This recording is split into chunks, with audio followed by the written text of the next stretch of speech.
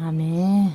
아멘. 강기영 목사님이 질문을 던져야 신앙이 깊어진다는 말씀으로 말씀 증거하시고 많은 은혜 받으시기 바랍니다. 목사님 나와주세요. 네, 반갑습니다. 감사합니다. 저번에 하박국 3장 16, 19절을 약간 언급은 했는데 중심적으로는 살펴보지 않았는데 오늘 이 본문을 좀 살펴보려고 합니다. 이 기독교에서는 일반적으로 물론 이제 구약에도 그렇고 순종이 제사보다 낫다 이런 말을 합니다. 이 형식적인 제사의 문제점들 이것이 참 심하죠. 그래서 특히 예수님 복음서를 보게 되면은 바리새인들하고 예수님의 그 갈등의 중심은 바로 그 형식적인 제사, 지금으로는 예배, 이것을 예수님께서는 아주 질타하는 그 모습이 중심축을 이루고 있는데, 결국은 예수님께서 강조하시는 것은 하나님을 사랑하고 주변 사람들, 이웃을 사랑하는 그것이 삶으로 살아가는 것이 가장 중심인데, 그 삶은 빠지고 그냥 그 율법만 남아있는, 율법의 정신이 빠지고 율법 조항만 남아있는, 그것이 또 사람을 옥죄어버리는 이러한 부분의 문제점을 예수님께서는 깊이 천착했기 때문에 그랬다라고 저는 생각합니다. 오늘 이 하박국은 이 16절로 19절은 아주 유명한 본문이죠. 그 노래에도 찬양에도 나와 있는 그러한 부분인데, 결국 이 하박국이 마지막에 이런 그 엄청난 감동적인 고백을 할 수 있었던 것은 이 하박국 선지자 스스로의 신앙의 질문들이 깊었기 때문에, 깊은 신앙의 질문들, 그리고 그것을 하나님께서 응답해 주시고 거기서 자기 성찰을 통해서 깨달았기 때문에 이러한 깊은 신앙 고백이 저는 울려 나왔다라고 저는 봅니다. 그래서 우리 CBMC 회원들 분들도 지금 젊으신 분들이 많기 때문에 이러한 하박국과 같은 깊은 어떤 하나님과 교감하는 것, 그리고 하나님과 함께하는 이것을 삶의 실존으로 체험하는 것이 가장 중요하다, 저는 그렇게 봅니다. 그래서 우리가 신앙을 그냥 이렇게 그냥 목사가 설교해 주는 것, 그것을 무조건적으로 따라가는 것, 그것도 중요한 부분이 있지만은 자칫 잘못하면은 전광훈 목사처럼 성경을 왜곡시키고, 그리고 이단들처럼 성경을 목사 자의적으로 해석해서 거기서 어떤 공포감들, 두려움, 이런 것을 심어주면서 이렇게 그 교인들을 신앙의 이름으로 그 권위주의를 집어넣어서 노예로 만들어내는 이러한 위험 요소가 기독교에는 분명히 있습니다. 기독교뿐만 아니고 모든 종교에는 이것이 반드시 수반되게 되어 있습니다. 그래서 특히 우리 CBMC 회원들은 젊으신 분들이고 열정들이 많고 다 리더십을 발휘하고 있는 분들이기 때문에 특히 성서에 대한 이런 상당히 합리적인, 그리고 성경의 본질에 더욱더 천착해 나가는, 자기 스스로의 성경을 해석하는 이러한 힘을 기르는 것은 저는 참 중요하다, 이렇게 봅니다. 제가 최근에 지지난주 언젠가 그 서강대 철학과 교수 최진석 교수의 이 강의를 좀 들으면서 제가 상당히 이제 도전을 받은 것이 있는데, 그 내용이 이제 그 세바시에서 그 CBS에서 지금 뭐 하는지 모르겠지만은 그 유튜브로 공개된 게 있더라고요. 거기에 이제 그 최진석 교수가 그 어떤 제목으로 했는가 하면은 자기 욕망을 잘 이렇게 인지해야 된다라고 하는 말씀을 하시더라고요. 자기 욕망이라고 하는 단어는 좀 부정적인 뉘앙스가 있는데, 그런데 결국 남을 따라가는 것이 아니고 우리 기독교로 얘기하면은 그 달란트라는 표현이죠. 달란트. 하나님께서 각 사람에게 분명히 각 사람에게 주신 그 장점들이 분명히 있습니다. 장점들이. 그래서 남을 따라가는 것이 아니고 하나님께서 주신 나의 달란트를 잘 발견해서 나의 꼴대로, 내 모습 그대로 살아나가면서 믿음 생활을 하고 그렇게 할 때 하나님께서 그 사람을 크게 들어쓴다라고 하는 그런 것을 제가 좀 깨닫게 됐습니다. 그 욕망이라고 하는 이 내 속에 일어나고 하는 이러한 부분들을 자꾸 우리는 교수가 무슨 얘기했다, 그리고 유명한 목사가 무슨 얘기했다, 이렇게 하면 거기 다 이게 다 따라갑니다. 다 그것을 자기 나름대로 성찰을 통해서 자기 것으로 내재화시키지 않고 무조건 저도 여전히 그런 것이 강한데, 근데 최진석 교수의 그 자기 욕망에 충실하라라고 하는 것을 16분짜리를 들으면서 아하, 맞구나 그런 생각이 들었습니다. 이 권위, 교수, 목사, 그리고 이 그 지도자, 장관, 차관, 이러한 어떤 권위에 우리가 눌리는 것이 아니고 내가 바라보는 세계관, 내가 바라보는 사물의 인식, 이러한 것들을 더 스스로 내 스스로가 이게 자기 자신감, 프라이드를 갖는 것이 참 중요하구나 그런 생각을 하게 됐습니다. 그러면서 그 양반이 이제 그 한 가지 그 얘기를 하는 것이 뭐가 있었는가 하면은 문명의 판단을 스스로 하는 사람이 바로 선진국 시민이다라고 하는 그런 멘트를 쓰셨는데, 문명의 판단을 스스로 하는 것, 문명의, 그러니까 이 유럽인들, 선진국이라고 하는 나라들은 보게 되면은 자기들 스스로가 판단을 합니다. 하지만은 개발도상국이라든지 이류국가라든지 이런 사람들은 선진국에서 해놓은 판단, 그것을 그냥 따라갑니다. 자기 스스로가 판단을 하지 않고 그 당연히 좋은 거지, 당연히 맞는 거지, 이렇게 생각하면서 그 판단을 따라간다는 거죠. 그런 부분에 있어서 문제점을 지적을 하는 것을 제가 깊이 공감했습니다. 뭐든지 자기 스스로가 판단하고 자기 스스로가 선택하고, 그래서 그 선택에 대해서 스스로가 책임져 나가는 그런 삶을 살아나가게 될 때 그 사람이 참으로 사람들에게도 쓰임받을 뿐만 아니고 또 하나님께서도 그런 사람을 찾는다라고 하는 것을 생각을 해보게 됩니다. 오늘 이 하박국서는 1, 2, 3장에 걸쳐서 짧은 서신서인데, 근데 결국 여기 하박국은 하나님께 두 가지를 질문하게 됩니다. 두 가지. 그건 개인적인 사적인 질문이 아닙니다. 그 시대적인 2800년 전에 남유다가 바벨론이 득세해서 남유다가 멸망당하게 되고, 그리고 예루살렘 성전까지도 파괴되어 버리는 이러한 엄청난 사회적인 그 외세에 의한 외세 강탈에 의한 자국의 파괴, 이러한 것들을 보면서 이 하박국이 신앙의 의문을 갖게 됩니다. 그래서 첫 번째 의문은 1장 4절에 보게 되면은 이러므로 율법이 해이해지고 정의가 전혀 시행되지 못하오니 이는 악인이 의인을 에워쌌고 정의가 굽게 되었다. 이게 첫 번째 의문은 뭔가 하면은 악한 사람이 의인들을, 착한 사람들을, 하나님을 잘 믿는 사람들을 괴롭힌다는 겁니다. 어떻게 하나님께서 의를 바라는 분인데 어떻게 이 악인이 의인들을 이렇게 힘들게 하는 것을 하나님께서 그대로 봐주시는가라고 하는, 이것이 하박국이 첫 번째 하나님께 질문을 던진 겁니다. 그리고 이 1장 12절에서 다시 두 번째 질문을 던지는데, 그것은 뭐냐 하면은 이 이방인 바벨론을 들어서 왜 우리 남유다 하나님을 믿는 사람들, 그리고 예루살렘 성전까지를 파괴를 시키는가, 이것이 어떻게 하나님께서 그렇게 할 수 있는가 라고 하는 이 두 가지 의문점을 하나님께 그 기도를 하게 됩니다.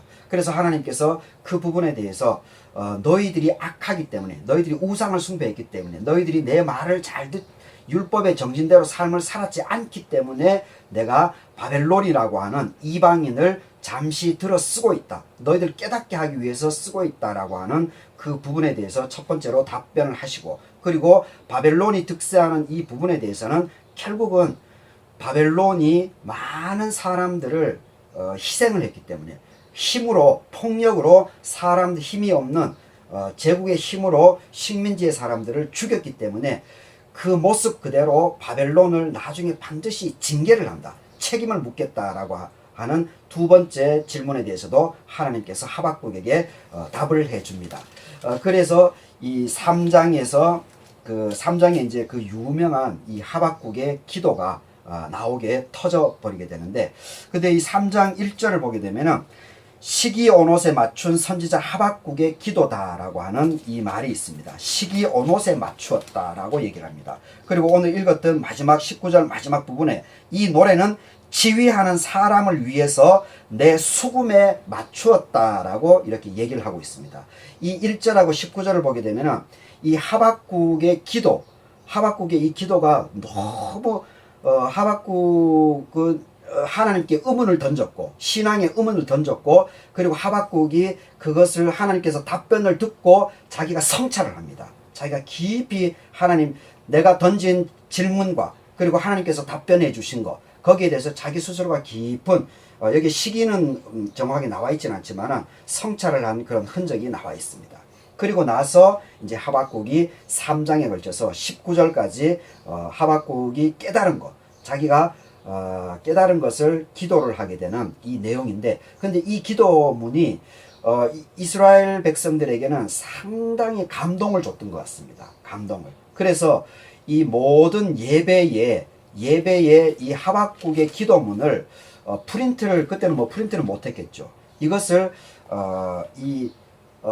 노래로 불렀다라고 하는 증거가 바로 1절에 시기 온옷에 맞춘 선지자 하박국의 기도, 그리고 마지막 19절에 이 노래는 지휘하는 사람을 위하여 수금에 맞추었다라고 이렇게 표현했다라고 봅니다.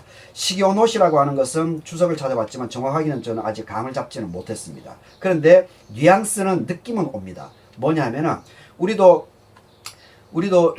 우리 옛날 전통 판소리를 하게 되면은 거기에 이제 어떤 이 자진몰이라든지 국거리라든지 이런 휘몰이라든지 이런 장단이 있지 않습니까? 우리 사물놀이에 이 장단을 통해서 그 한 사람이 우리가 뭐 아리랑도 거기에 박자에 맞추어서 아리랑을 부르고 정선 아리랑, 밀양 아리랑 뭐 이렇게 변주되어서 이렇게 부르지 않습니까? 그러니까 이 시기 온옷이라고 하는 것도 그 당시에 어떤 이스라엘 사람들의 그 박자인 것 같습니다. 그것은 분명해 보입니다. 근데 어떤 시기 온옷이라고 하는 표현을 쓴 거죠. 그러니까 우리나라로 얘기하면은 국거리 장단, 휘몰이 장단, 이런 자진몰이 장단, 이거하고 저는 동일하다고 봅니다.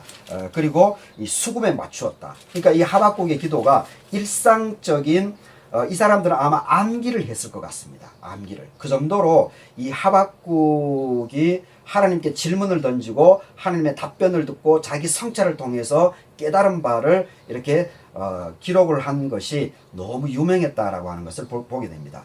시편 51편이죠. 시편 51편을 보게 되면 우리가 거기서 뭘 볼 수가 있습니까? 다윗이 밧세바와의 그 사건에 대한 그 부분을 자기 스스로가 인정을 하지 않습니까? 인정을 하고 거기서 깨닫죠. 그리고 나서 이 다윗이 하나님께 기도한 내용이 시편 51편에 고스란히 다 지금 남아있지 않습니까? 그래서 우리들에게 3000년이 지난 지금 우리들에게도 그 다윗의 그 밧세바의 범죄 사건, 이것이 고백을 하는 것, 이것이 우리에게 큰 깨달음, 울림을 주고 있는 것을 보게 됩니다. 어거스틴의 고백록도 1300년이 지났지만은 여전히 지금 우리들에게 큰 감동을 주는 것이 뭐겠습니까? 그 자기의 부끄러운 그 사실을 다 진솔하게 기록으로 남겨 놓았다라고 하는 이 부분에 있어. 그러면서 하나님을 간증을 한 이러한 부분이 있기 때문에 지금 우리들에게 영감을 주고 그리고 우리들에게 새로운 힘을 주는 이런 것을 보게 됩니다. 이 하박국의 이 기도 3장에 나와 있는 이 기도 역시 바로 그런 뉘앙스, 의미와 동일하다라고 하는 것을 보게 됩니다. 그러니까 하박국 선지자가 그 시대의 아픔에 대해서 하나님께 깊은 질문을 던진 겁니다. 두 가지의 질문을. 그 사회적으로 일어나는 현상에 대해서. 지금으로 얘기하면 우리는 이 코로나 위기죠. 코로나 위기. 그리고 남북의 분단에 대한 이러한 문제점. 그리고 내년 대통령 선거를 앞두고 있는 이러한 시점. 이거는 우리 국민 전체에게, 그 코로나 같은 경우는 전 세계인들에게 미치는 파급력이지 않습니까? 이거는 인류 문명에 큰 파고를 일으키는 부분입니다. 이게 하박국은 그러한 것을 그러한 것을 단순히 자기 개인의 어떤 삶의 문제뿐만이 아니고 이러한 거시적인 이 사회 현상에 대해서 민족의 아픔에 대해서 자기 기도 제목을 삼은 겁니다. 그리고 거기에 대해서 깊이 있게 하나님에게 질문을 던진 겁니다. 그리고 하나님께서는 두 가지 정확한 답변을 해주시고, 그리고 거기에 대해서 하박국은 깊이 자기 나름대로 성찰의 시간을 가진 이후에 하박국 3장을 통해서 자기의 깨달은 바를 다 기록으로 남겨놓은 겁니다. 그래서 그 마지막에 이 유명한 고백을 하는 거죠. 그 16절을 보게 되면은 내가 들었으므로, 이 하나님께 두 가지 질문을 하고 하나님의 답변을 듣고 그리고 자기가 성찰하는 그 과정에서 내가 들었으므로 내 창자가 흔들렸다. 그 목소리로 말미암아서 내 입술이 떨렸다. 이런 얘기를 하는 걸 보게 됩니다. 창자가 흔들렸다. 오장육보가 흔들렸다는 얘기입니다. 이것은 뭐냐면은 깨달음의 강도를 얘기하는 겁니다. 깨달음이. 그냥 이 사람이 이게 머리로 지식적으로 아는 것은 오래가지 못합니다. 그리고 사람의 실존을 변화시켜 내지 못합니다. 그리고 지식 머리로 아는 것들은 자꾸 내 자신을 자꾸 사람들에게 드러내려고 합니다. 우쭐하려고 합니다. 교만해집니다. 그러면서 사람을 무시해버리고 그리고 사람을 차별하게 되는 이러한 권위주의에 빠질 수 있는 가능성들이 상당히 많습니다. 머리로 아는 지식은. 그런데 온 몸으로 오장육부로 내 몸으로 깨닫는 것은 그 사람 자체를 변화시킵니다. 그리고 겸손해집니다. 그리고 남을 차별하지 않고 차이를 인정하면서 그 사람들을 수용하게 됩니다. 그리고 함께 더불어서 가는 힘이 바로 삶에서 깨달은 사람에게서 나오게 됩니다. 그게 바로 여기서 이 내 창자가 흔들렸다라고 하는 이 표현입니다. 창자가 흔들렸다. 이 단순하게 머리로 깨닫는 것이 아닙니다. 머리로 깨닫는 것이 아니고 온 몸으로 오장육부가 뒤틀릴 정도로 이 하박국은 깨달은 겁니다. 전율을 느낄 만큼 깨달은 겁니다.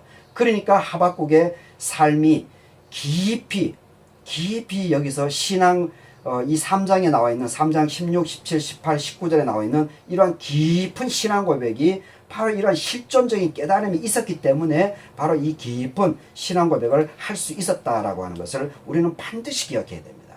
그래서 이 질문을 던져야 됩니다. 질문을. 근데 일반적으로 기독교에서 목사들은 자꾸 성경을 그냥 무조건 문자적으로 그냥 받아들이는 것만 강조하지 질문을 던지는 것을 자꾸 부정합니다. 그것은 노예적인 삶을 만들어내는 겁니다. 그것은 좋지 않습니다.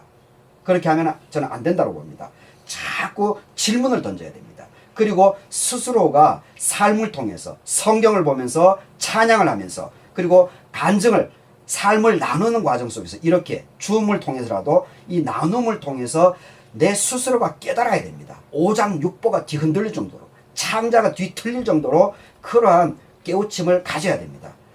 이 바울이 다마색 도상에서 그 깨달음도 바로 이런 경지입니다. 그리고 이 마가 다락방에서 성령 강림 사건을 통해서 이 120문도라고 얘기하는 그 사람들이 깨달은 것도 이것도 오장육부가 뒤틀리는 그러한 강권적인 깨달음이었습니다. 그러니까 이 성령 강림을 통해서 오순절을 통해서 이 사람들의 삶의 실존이 베드로 같은 게 대표적이죠. 예수를 배반했지만은 오순절을 통해서 성령 강림을 통해서 또다시 삶이 온전하게 십자가에 거꾸로 매달릴 정도로 예수 그리스도를 부정하지 않고 증거하면서 이후의 삶을 살아나갔다라고 저는 봅니다. 여튼 우리는 질문을 던져야 합니다. 그리고 질문을 깊이 있게 던져야 됩니다. 그리고 그 답이 더딜지라도 우리는 그 과정을 해 나가야 된다고 봅니다. 그래서 2장 4절에서 하나님의 두 번째 그 응답 부분에 있어가지고 또 이 하박국의 유명한 구절이 나오죠. 2장 4절을 보게 되면은 보라 그의 마음은 교만하여 그 속에서 정직하지 못하지만은 의인은 그의 믿음으로 말미암아 반드시 살아가게 될 것이다. 이렇게 얘기합니다. 결국은 의인은 나의 믿음으로 살게 된다는 겁니다. 남의 믿음, 목사의 믿음, 장로의 믿음 이것이 아니고 내 믿음에 의해서 내가 내 스스로가 내가 구원받는다라는 얘기입니다. 이건 정말 중요한 겁니다.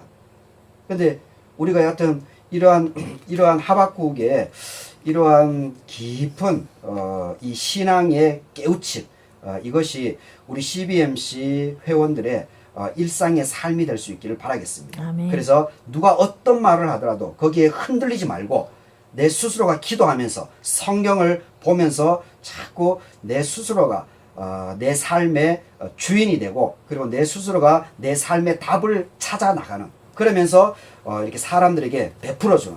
이번에 우리 회장님이 옥수수 추수해가지고 지금 들어보니까 지회장님들에게 다 선물해 줬다고 하는데 얼마나 감사한 일입니까? 정말 감사한 일이죠. 그리고 부회장님이 지금 투 위드를 통해서 정말 그 자기 노하우지 않습니까? 조금 포장하면은 그 돈이 들어오는 겁니다. 근데 돈 하나 안 받고 부회장님이 그것을 나누어 주고 있지 않습니까? 정말 저는 이러한 것은 결코 쉽지 않다고 봅니다. 자, 어떻게든지 돈에 돈독이 들어가지고 사람들은 돈 한 번 더 벌려고 하는데, 여하튼 우리 남원지의 우리 회장 부회장님 삶만 보더라도 정말 너무 멋있는 것 같습니다.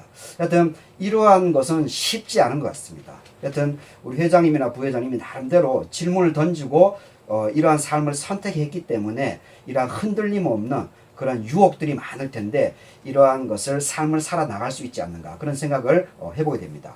여하튼 우리 여하튼 저는 여하튼 또 이번에 또 제주지회장님이 또 옥수수 추수하러 제주도에서 비행기 타고 또 이렇게 온 것도 저는 참 이게 정말 감동입니다. 이게 결코 쉽지 않은 건데 어떻게 그렇게, 그래서 여하튼 저는 이 CBMC 회원들을 볼 때마다 도대체 제가 어제 이제 페이스북에 잠깐 올리긴 했지만 그 열정이 어디서 나올까, 이게 참 궁금합니다. 그리고 그 열정을 저도 정말 배워야 되겠다, 그런 도전을 받게 됩니다. 여하튼 이 하박국 선지자, 2600년 전에 살았던 이 하박국 선지자의 이 참 심지궂은 이러한 신앙 고백, 그리고 하나님을 향한 이 열정, 이것이 CBMC 오늘 2600년 이후를 살아가고 있는 우리 남원지회를 비롯한 모든 CBMC 회원 여러분들에게 큰 중심축의 역할을 하는 그런 본문이 될 수 있기를 간절히 바라겠습니다. 다 같이 기도하도록 하겠습니다.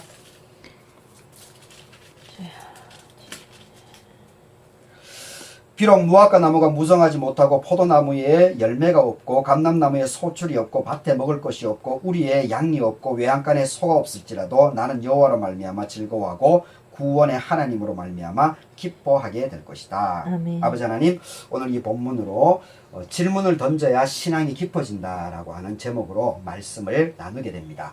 2600년 전 우리 하박국 선지자, 그 시대를 살아가면서 그 시대의 큰 두 가지 아픔에 대해서 하나님께 질문을 던지고, 그 질문에 대해서 하나님의 답변을 듣고 자기 성찰을 통해서 이렇게 나에게 비록 아무것이 없더라도, 물질이 없더라도 하나님을 믿고 따르고 신뢰하는 그 자체로만으로도 내 삶의 의미를 느끼면서 살아가겠다라고 하는 이 고백을 한 것을 보게 됩니다.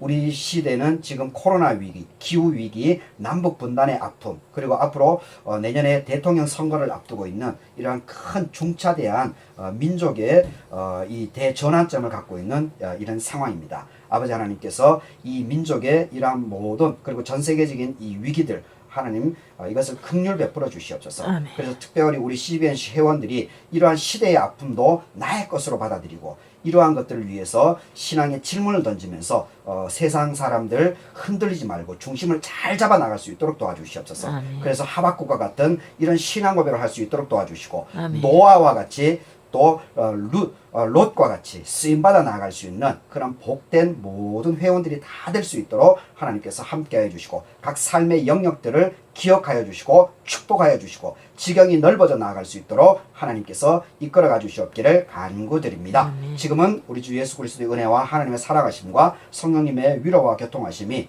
오늘 줌회의에 참석하신 모든 CBMC 회원들 머리 위에, 또 해외 선교사 님들 머리 위에, 또 우리 김연민 총무님 아버님 건강을 위해서, 또 우리 김정일 부회장님의 어머님의 건강을 위해서 함께하여 주시옵기를 간절히 축원하옵나이다. 아멘. 아멘. 감사합니다.